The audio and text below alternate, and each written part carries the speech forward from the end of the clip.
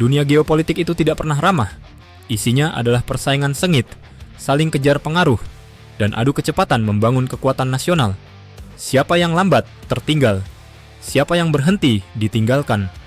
Ketika Indonesia hari ini menambah 2 lisensi fregat merah putih, hingga total 4 unit, melanjutkan kerja sama pembangunan kapal selam Skorpene di dalam negeri, merakit drone dari Turki, serta menyaksikan pertumbuhan pesat galangan dan industri alutsista swasta nasional. Negara-negara di sekitar kita tidak mungkin tinggal diam. Dan tanda paling jelas datang dari Malaysia.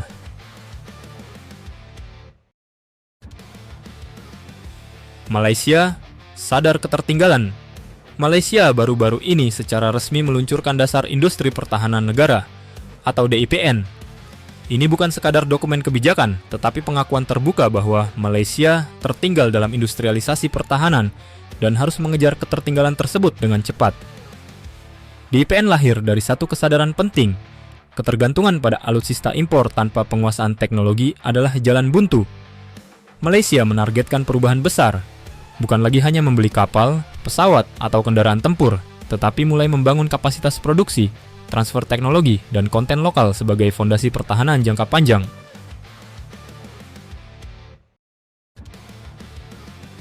Isi DIPN bukan kebijakan kosong. Dalam DIPN, Malaysia menetapkan beberapa garis keras strategis. Pertama, pengurangan ketergantungan teknologi asing. Artinya, pembelian alutsista ke depan harus disertai penguasaan teknologi. Kedua, kewajiban konten lokal minimum 30% untuk setiap program pertahanan strategis.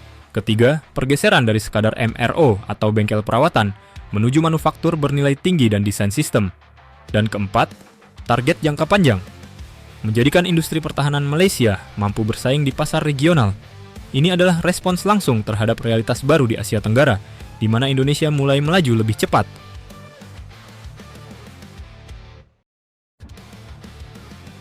Boosted Heavy Industry dan arah baru Malaysia. Dalam peta industri pertahanan Malaysia, satu nama memegang peran sentral, Boosted Heavy Industries Corporation atau BHIC. Boosted Heavy Industries Corporation adalah tulang punggung industri maritim militer Malaysia. Namun, proyek-proyek sebelumnya menunjukkan satu masalah klasik, ketergantungan tinggi pada mitra asing dan minim transfer teknologi. Kini, di bawah payung DIPN, Boosted Heavy Industries Corporation mengubah pendekatan. Alih-alih hanya bergantung pada Eropa atau Barat, BHIC mulai membuka diri ke mitra regional yang terbukti berkembang pesat. Dan di titik inilah Indonesia masuk.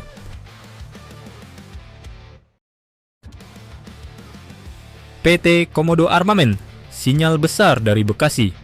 Salah satu fakta paling menarik dari dinamika ini adalah ketertarikan industri pertahanan Malaysia terhadap PT Komodo Armament, perusahaan pertahanan swasta asal Bekasi. Kunjungan resmi delegasi pertahanan Malaysia ke PT Komodo Armament bukan kunjungan simbolik. Ini adalah pengakuan diam-diam bahwa industri pertahanan swasta Indonesia telah naik kelas dan diperhitungkan di kawasan. Komodo Armament dikenal dalam pengembangan kendaraan taktis, sistem proteksi, rancang bangun platform militer modular yang relevan dengan kebutuhan pertahanan modern. Bagi Malaysia, bekerja sama dengan industri Indonesia berarti biaya lebih rasional, lingkungan geopolitik lebih aman, dan mitra yang sedang bertumbuh, bukan stagnan.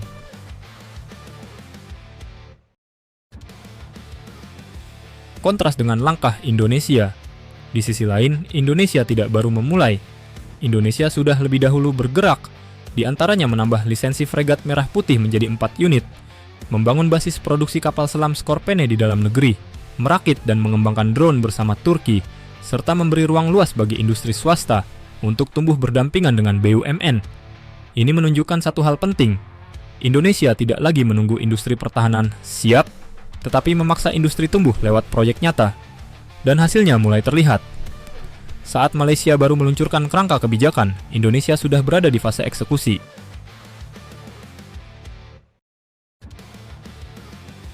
Makna geopolitik di balik kerjasama BHIC dengan industri Indonesia, termasuk PT Komodo Armament, bukan sekadar bisnis.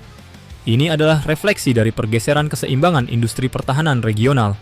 Hari ini, negara yang sudah mampu memproduksi, menguasai teknologi, dan membangun ekosistem industri sendiri akan memiliki posisi tawar lebih tinggi dalam geopolitik, bukan hanya di medan perang, tetapi di meja diplomasi dan aliansi strategis. Indonesia sedang menuju ke arah itu.